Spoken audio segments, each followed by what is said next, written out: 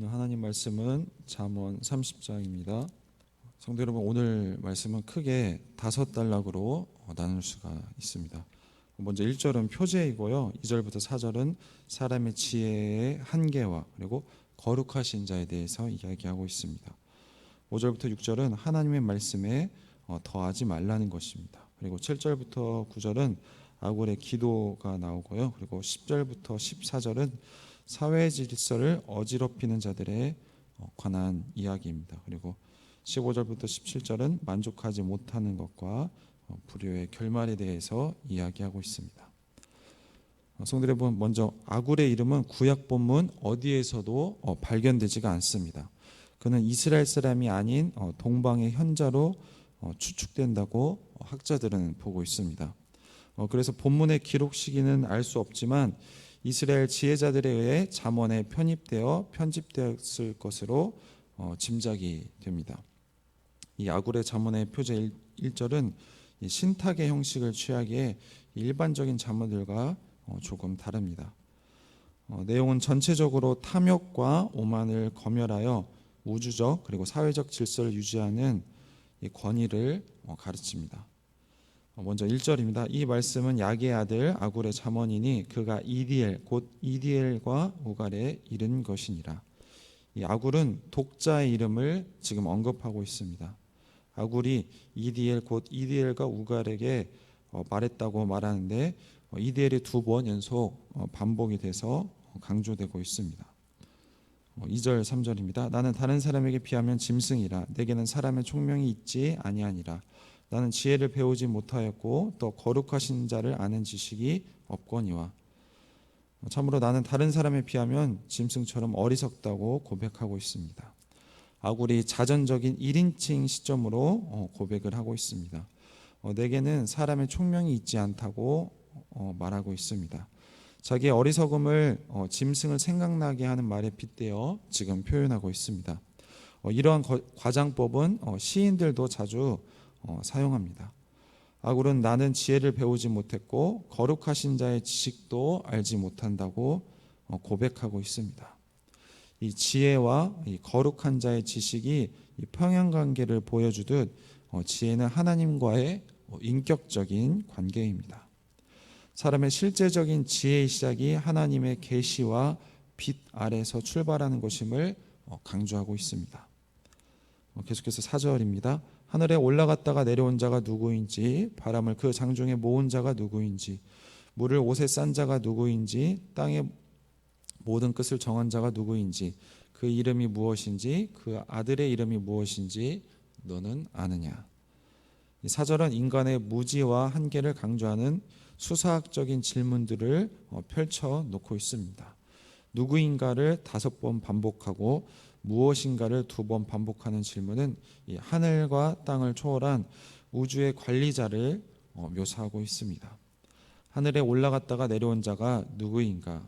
이 질문은 하늘과 땅을 연결하는 수직적인 관계와 땅의 모든 끝이라는 수평적인 축을 제시하고 우주 안에서 일어나는 바람과 물을 통제하는 분을 깊이 사유하도록 안내하고 있습니다. 이런 질문 앞에서 인간의 지혜는 초라해집니다. 이 신의 정체성과 본질을 인식한 질문입니다. 그의 아들의 이름이 무엇인가? 내가 안다면 그의 이름이 무엇인가? 이것은 지적인 지식을 묻는 것이 아니라 존재론적인 고뇌를 담은 질문입니다. 거룩하신 자, 곧 하나님과의 관계성 안에서 지혜가 발견됨을 다시 한번 강조하고 있습니다. 5절입니다. 하나님 말씀은 다 순전하며 하나님은 그를 의지하는 자의 방패의 신이라. 성도 여러분, 하나님의 말씀은 모두 순전합니다. 여기서 순전함은 불순물이 없고 결점이 없는 것을 말합니다. 이 말씀이 재련된 진귀한 금속과 같다는 뜻입니다. 또한 하나님은 그에게 피하는 자에게 방패가 되어 주십니다. 순결하고 고귀한 말씀을 추구하는 자의 이 말씀에 대한 지금 고백이며 찬양인 것입니다. 6절입니다. 너는 그의 말씀에 더하지 말라. 그가 너를 책망하시겠고 너는 거짓말하는 자가 될까 두려우니라. 아굴은 이 하나님의 말씀에 더하지 말라고 권고하고 있습니다. 이 더한다는 것은 이 모자람을 전제한다는 것입니다. 말씀을 듣는 자로 부름받은 이 신앙 공동체에게 적합한 권면입니다. 아굴은 하나님의 말씀에 자기 생각을 덧붙이는 것은 말씀의 완전성을 인정하지 않는 것이며 지금 거짓말이라고 규정하고 있습니다. 이어지는 7절부터 9절은 아굴의 기도가 소개됩니다. 먼저 7절을 보시면 내가 두 가지 일을 주께 구하였사오니 내가 죽기 전에 내게 거절하지 마시옵소서. 아굴의 기도는 잠언에서 독특한 양식이며 숫자 격언으로 표현되었습니다. 이 기도는 동기가 덧붙여진 간구입니다. 이 두 가지를 내가 당신께 하나님께 구한다고 말을 하고 있습니다. 내가 죽기 전에 내게 거절하지 마십시오. 이렇게 간구를 하고 있습니다. 여기서 두 가지 간구는 말과 재물에 관련이 됩니다. 말하는 것과 관련하여 공허하고 거짓말을 멀리하게 해주시고, 재물에 관해서는 부하지도 가난하지도 않고 오직 필요한 양식으로 만족하며 누리게 해달라는 요청입니다. 그것이 8절에 나오는데요. 곧 헛된 것과 거짓말을 내게서 멀리하옵시며 나를 가난하게도 마옵시고 부하게도 마옵시고 오직 필요한 양식으로 나를 먹이시옵소서. 이 넘침없는 그리고 제한된 빵을 요청하는 이유는 부와 가난이 가져올 위험성 때문입니다. 한쪽으로 치우친 삶을 경계하는 이 아굴의 기도이며 9절은 이 8절의 내용을 구체적으로 밝히고 있습니다. 혹 내가 배불러서 하나님을 모른다 여호와가 누구냐 할까 하며 혹 내가 가난하여 도둑질하고 내 하나님의 이름을 욕되게 할까 두려워함이니라. 이 아굴의 기도의 핵심은 거짓말과 탐욕을 경계하는 데 있습니다. 덜도 말고 꼭 필요한 분량만큼만 달라고 합니다. 이 아굴은 극단적인 상황이 가져올 이 도덕적인 흠집을 지금 매우 경계하고 있습니다. 결정적으로 이 극단적인 상황 때문에 하나님과 무관한 사람이 되거나 하나님의 이름을 욕되게 할 것을 염려하고 있습니다. 그래서 아굴의 기도는 믿는 우리에게 매우 도전적입니다. 특히 이 하나님의 모든 말씀을 들으려고 하는 자들에게는 더욱 도전이 되는 기도입니다. 다음 단락은 10절부터 14절인데 이 사회 질서를 어지럽히는 자들에 관한 내용입니다. 먼저 10절을 보시면 너는 종을 그의 상전에게 비방하지 말라. 그가 너를 저주하겠고 너는 죄책을 당할까 두려우니라. 종은 그 상전에게 가서 비방하지 말라고 말하고 있습니다. 많은 잠언들이 비방하는 것을 금하고 있습니다. 이것은 종의 인권을 보호하는 목적에도 부합이 되지만 비방 금지의 구체적인 이유는 그가 너를 저주하고 그것을 갚을 것이기 때문입니다. 이는 자기 일에 신경 쓰고 남의 일에 지나치게 간섭하지 말라는 권면입니다. 이어서 11절입니다. 이어서 탐욕스러운 자손들을 비난합니다. 아비를 저주하며 어미를 축복하지 아니하는 무리가 있느니라. 자기 부모를 저주하고 축복하지 않는 무리가 있었던 것 같습니다. 그래서 11절과 12절의 핵심어는 저주하다와 어머니와 아버지입니다. 성경에 나오지만 부모를 공경하지 않는 것은 죄입니다. 그러나 스스로를 깨끗하다고 속이고 자신의 더러운 것을 씻지 않는 무리가 있습니다. 스스로 깨끗한 자로 여기면서도 자기의 더러운 것을 씻지 아니하는 무리가 있느니라. 이것은 자기 만족에 취해 어리석음과 두려움을 인정하지 않는 자들을 시인은 지금 비난하고 있습니다.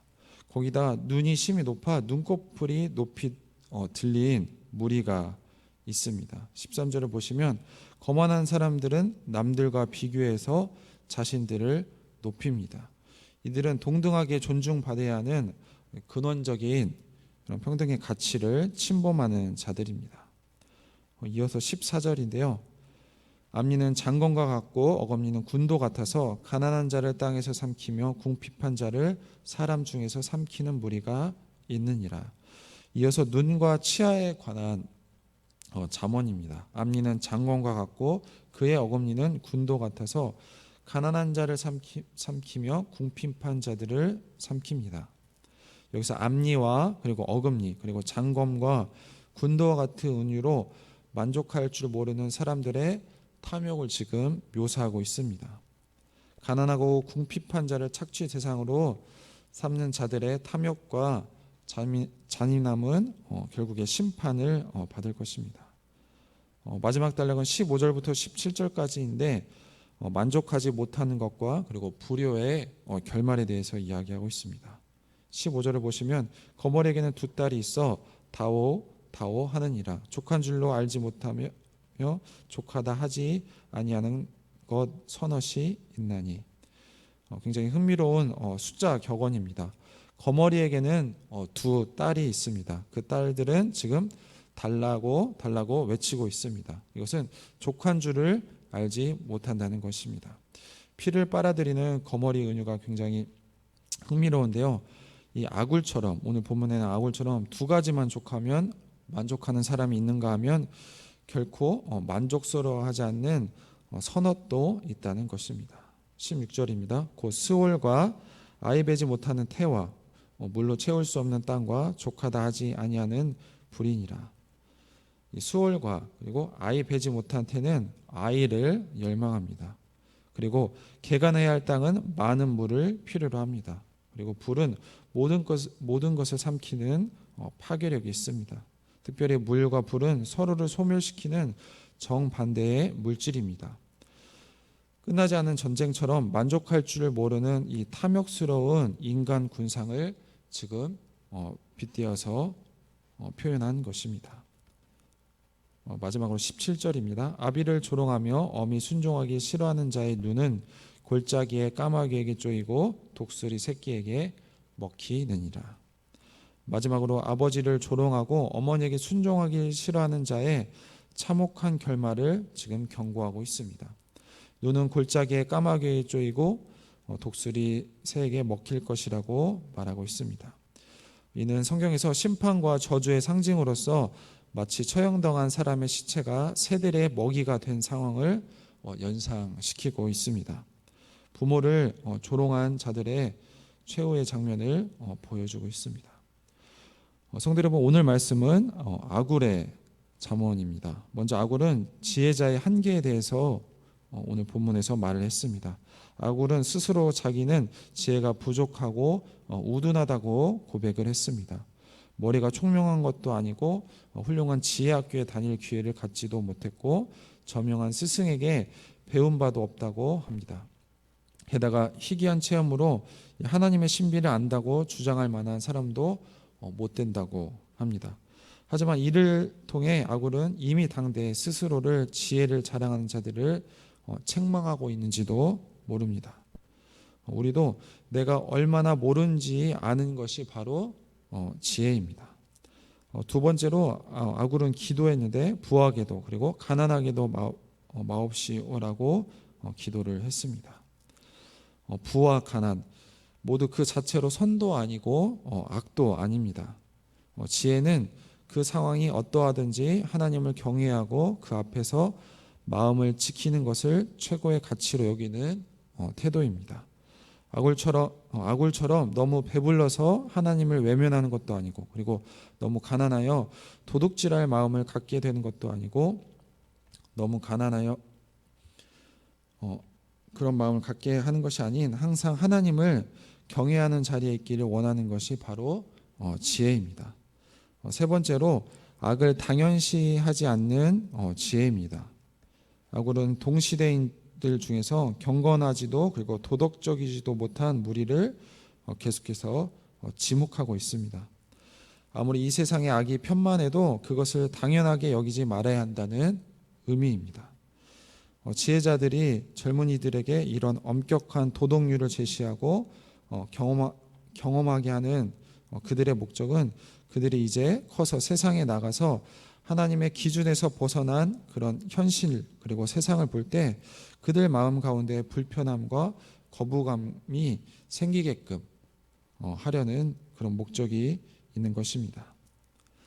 아무리 현실이 당장은 개선과 변혁이 당장은 어렵더라도 이 성경이 가르치는 진실과 이 긍휼의 기준을 우리는 우리 후손들에게 그리고 후배들에게 제시를 해야 합니다.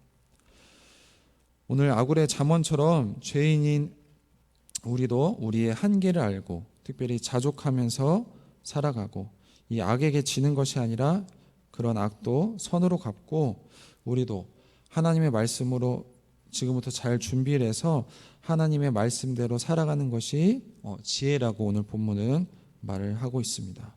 우리 모든 성도님들이 그렇게 지혜의 삶을 살아가는 우리 성도님들이 되시길 소망합니다. 우리 기도하도록 하겠습니다.